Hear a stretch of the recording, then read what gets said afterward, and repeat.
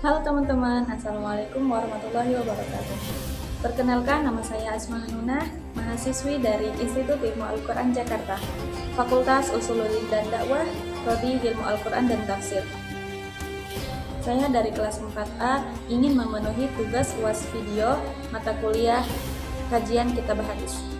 Yang akan saya bahas di video selanjutnya yaitu Tafsir Ibnu Hibban. Jangan lama-lama, yuk simak video berikutnya.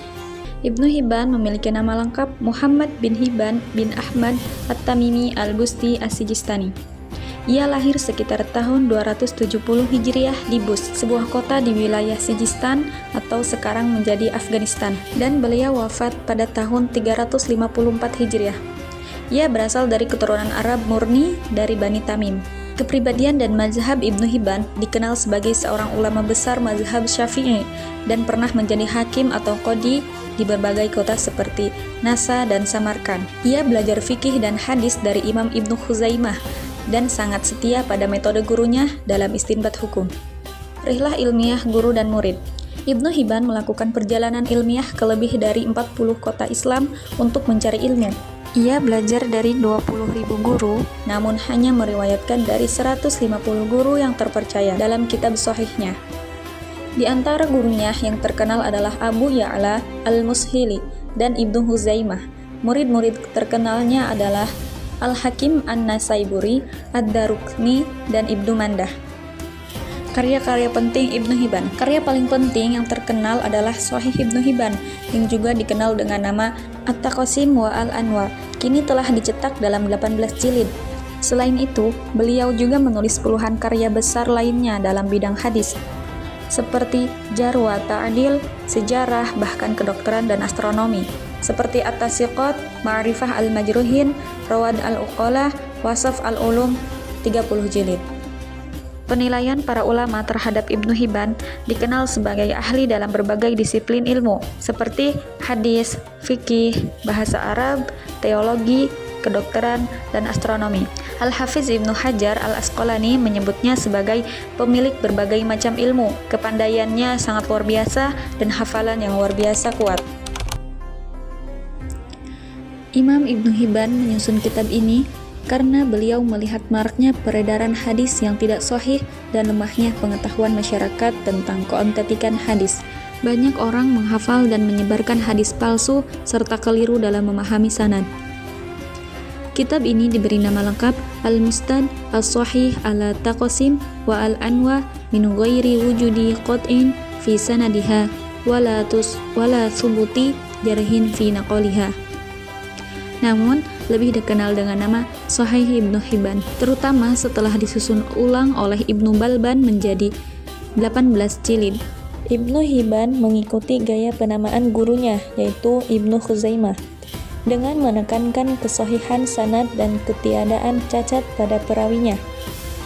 Penyusunan kitab ini dibuat seperti struktur Al-Quran, terdiri dari bagian atau juz yang terbagi lagi dalam tema-tema atau taqasim dan anwa, agar memudahkan hafalan dan pemahaman.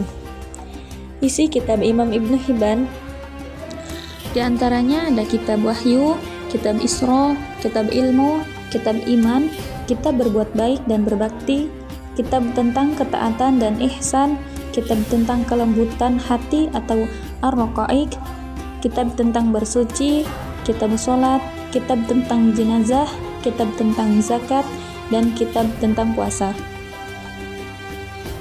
Sistematika kitab Shahih Ibnu Hibban. Kitab Shahih Ibnu Hibban awalnya tidak disusun berdasarkan sistem bab atau musnad, sehingga menyulitkan penelitian hadis di dalamnya. Ibnu Hibban dikenal tidak terlalu ketat, namun juga tidak terlalu longgar dalam menilai kesahihan hadis, berbeda dengan Al-Hakim. Amir Al-Aluddin Al-Farisi kemudian menyusun ulang kitab ini karena metode awalnya dianggap sulit dan tidak mengikuti pola penyusunan umum. Ia menyusunnya kembali secara sistematis berdasarkan kitab dan bab, namun tetap menjaga keaslian isi dan redaksi dari Ibnu Hibban. Ia juga menomori bagian dan jenis untuk memudahkan pencarian dan pemahaman. Ibnu Hibban membagi kitabnya menjadi 5 bagian utama. Yang pertama, perintah-perintah Allah kepada hambanya 110 bab. Yang kedua, larangan-larangan Allah 110 bab. Yang ketiga, pemberitahuan Allah tentang hal-hal penting 80 bab. Yang keempat, sunnah yang boleh dilakukan 50 bab. Yang kelima, perbuatan Nabi khusus untuk beliau saja 50 bab. Metodologi Ibnu Hibban Al-Busti.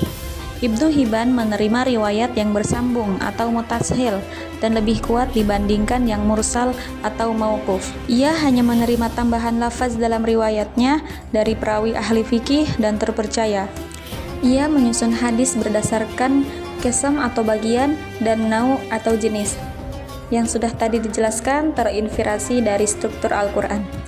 Nah, kitabnya disusun untuk memudahkan penghafalan sunnah dan bukan dengan urutan bab fikih seperti kitab-kitab sunan.